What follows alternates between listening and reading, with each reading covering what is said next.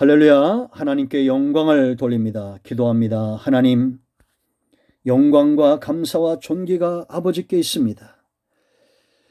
종을 주의 보혈로 덮으시고 겸손하게 하시고 낮아지게 하시고 주의 백성들을 이 말씀으로 이끌며 섬기는 일에 쓰임받게 하옵소서. 이 말씀을 접하는 모든 주의 백성들의 마음이 열리고 눈이 열리고 귀가 열려져서 마지막 때를 준비하는 신실하고 거룩한 백성들, 거룩한 신부가 되기를 원합니다. 말씀하실 하나님을 기다립니다. 예수님의 이름으로 사모하며 축복하며 취하며 기도합니다. 아멘. 자, 오늘은 다섯 번째 있는 것을 살펴보겠습니다. 네 번째는 감사, 찬양, 섬김, 영광이 있다는 겁니다. 여러분, 우리가 지금까지 4장 7절로 10절, 5장 8절로 14절, 7장 9절로 12절, 11장 16절로 18절, 19장 1절로 4절 쭉 보면 이 천국에 있는 사람들이 하는 게 뭐예요? 감사, 찬양, 섬김, 영광, 이러한 것들입니다. 간구, 기도가 그때도 있었죠. 제단 앞에서. 그리고 여러분, 우리가 5장과 8장에서 봤던 대로 향연이 되어서 올라가는 게 뭡니까? 기도입니다. 기도와 감사의 향연, 하나님께 올라가는 거예요. 자, 그럼 우리가 이렇게 감사하고 찬양해야 될 분명한 이유가 있습니다. 그 첫째는 뭐예요? 왜 이들이 여러분 천국에서 이렇게 감사하고 찬양했겠습니까? 날마다 보이는 것이 하나님의 임재하심이고 날마다 보이는 것이 좋은 것들이고 복된 것이고 아름다운 것들입니다. 하나님의 역사입니다. 하나님의 역사가 마치 엔진처럼 새하늘과 새 땅 천국을 운행하고 움직이는 거예요. 이런 빛 대신 하나님이라 했죠. 이게 에너지라고 그랬잖아요. 권세라고 그랬잖아요. 그 에너지라고 했잖아요. 이게 움직이는 거예요. 그걸 체험하니까 감사와 찬양과 이 영광이 아니할 수 없는 것입니다. 그리고 하나님의 뜻대로 되어지고 있는 것들을 보는 겁니다. 그러니 감사와 찬송과 영광을 안 돌릴 수 없는 것입니다. 그렇다면 지금 우리의 삶도 마찬가지입니다.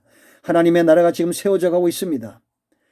나만 아니라고 말하지 마세요. 여러분, 지금 아담이 범죄한 이후에 아벨부터 셋과 노아와 아브라함과 이삭과 야곱과 그의 후손들 아브라함과 다윗의 자손 예수 그리스도 세계에서 지금 교회 역사까지 하나님의 뜻이 지금까지 되어지고 있습니다.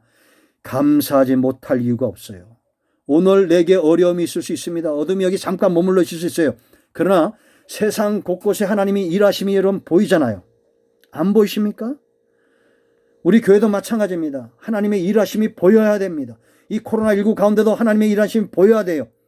여러분들이 날마다 보이고 체험하는 것은 코로나19 재난의 소식이 아니라 들리는 것은 이 재난의 소식이 아니라 하나님이 일하고 있다는 소식을 들어야 됩니다. 하나님이 역사하고 있다는 소식을 체험해야 됩니다. 성령의 나타남과 근능력에 사로잡혀 있어야 됩니다. 왜 안 보입니까? 잘못된 교회들의 소식들이 여러분 보세요. 기사를 통해서 온 땅에 퍼지고 있습니다. 왜 그런 것들만 퍼집니까? 교회들이 얼마나 좋은 일들을 많이 하고 있습니까? 수원중앙 침례교회는 700명이 예배했지만 3명의 확진자가 있었지만 아무에게도 전파가 되지 않았습니다. 그런 좋은 일들도 있습니다. 하나님이 일하고 있습니다. 이런 일들에 우리가 나팔을 불고 외치고 주의 백성들이 몰려들도록 그렇게 은나팔을 불어 이스라엘 백성들을 소환했던 것처럼 하나님의 일하심을 선포해야 됩니다. 감사하고 기뻐하십시오. 그렇다고 여러분 우리가 지혜롭지 못하게 무지하게 행동하라는 것이 아닙니다.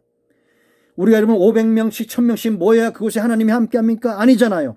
이 영상의 말씀을 붙들고 여러분이 있는 곳에서 골방으로 들어갈 때입니다. 지금은 미리암을 찾아서 모세가 갔던 것처럼 그렇게 우리가 고통당하는 백성들에게 영상을 전해야 됩니다. 그들을 붙들고 기도해야 됩니다. 하나님의 응답을 체험하지 못하는 감사와 찬양과 영광은 거짓된 겁니다. 영적인 눈으로 보고 귀로 들으십시오. 온 땅에 하나님의 일하심이 보여주고 있습니다. 여러분들이 지금 듣지 않았습니까? 요한계시록을 통한 이 말씀들을 여러분들이 들었습니까? 못 들었습니까? 들었잖아요. 지금 바다에서 살 수 없고 땅에서 살 수 없는 그런 지경들이 우리 눈앞에 펼쳐지고 있습니다. 그걸 왜 못 들었다고 말할 수 있습니까? 말할 수 없습니다. 그렇다면 우리는 감사하고 기뻐하고 찬양해야 됩니다. 하나님 앞에 나아가 더 열심히 기도하고 부르짖어야 됩니다. 하나님이 일하시도록 응답을 체험한 이후에는 감사하십시오. 그것이 보여지면 기도하십시오. 더 기도하십시오. 하나님이 크고 비밀한 일을 보이시도록. 체험하신 분들은 하나님 앞에 나가 헌신하고 하나님의 영광이 드러나도록 모세처럼 손이 내려오지 않도록 기도하십시오. 여러분이 있는 곳에서 골방으로 들어가십시오. 하나님이 반드시 일하시게 될 것입니다.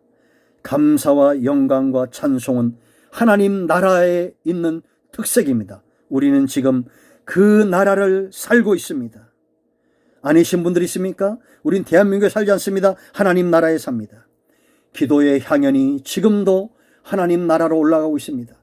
우리가 요한계시를 통해서 기도했던 이 모든 헌신과 기도는 향연이 되어 보좌로 올라갈 것이고 주님 오실 날들이 한 걸음 한 걸음 당겨지고 있을 것입니다. 찬양과 감사하지 못할 이유가 없습니다. 자, 5번째 있는 것이 있습니다. 그건 뭐냐? 여러분의 기업 상속이 아직 남아있어요. 준비되고 있어요. 자, 여러분 7절 말씀 보세요. 이기는 자는 이것들을 상속으로 받으리라. 나는 그의 하나님이 되고 그는 내 아들이 되리라. 할렐루야. 여러분 로마서 8장을 여러분들이 우리가 여러 시간 동안 묵상을 했습니다. 여러분 읽어보시기 바랍니다. 로마서 8장 12절부터 17절에 바울이 12절에 뭐라고 하니까 우리가 빚진 자라고 말합니다. 왜냐? 우리가 아들 자녀이면 17절 자녀이면 상속자, 죄인을 자녀 삼으신 것도 감사한데 상속자로 삼으셨다는 거예요. 그러니 우리가 여러분 얼마나 빚진 자입니까? 그러므로 이제는 아들로 살아야지 육신대로 그렇게 살아서는 안 된다라는 것입니다. 여러분 아들의 시각으로 세상을 바라보고 하나님 나라를 바라보세요. 그래야 여러분들이 하나님 나라에서 받을 유업이 많을 겁니다. 어떤 분들은 하나님이 좋으신 분인데 하나님 나라에서 상급을 차별대로 주겠냐 이렇게 말한 분들이 있어요. 아니요. 상급은 차별이 있습니다. 그런데 이걸 기억하셔야 돼요. 헌금을 많이 했다고 해서 금으로 된 면류관 받고 헌금을 안 했다고 해서 동으로 된 면류관 받는 게 아니에요. 하나님을 많이 사랑하는 사람에게 상급이 넘치는 겁니다. 많은 죽어가는 영혼들을 돌아오게 한 자들, 그리스도의 심장을 갖고 복음을 전한 자들이 하늘의 별처럼 빛나게 될 것입니다. 여러분들 하나님 사랑하고 있습니까? 그렇다면 복음을 전하세요. 헌금 많이 하라는 얘기가 아닙니다. 헌신 많이 하라는 얘기가 아닙니다.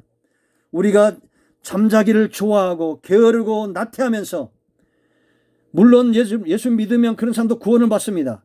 그러나 여러분 하나님 사랑하세요. 그리고 하나님의 마음이 어디 있겠습니까? 아들들이 돌아오는 거예요. 그들이 내 아들 되기 원한다. 나는 그의 하나님이 되기 원한다. 탕자들이 돌아오도록 쓰임 받으세요. 그들에게 상급이 상속이 기업이 클 것입니다. 할렐루야. 아멘. 오늘은 여기까지 하겠습니다. 코로나19가 종식되도록 요한계시의 말씀들이 열려도록 기도하세요. 반드시 기도는 응답되게 되어 있습니다. 아멘.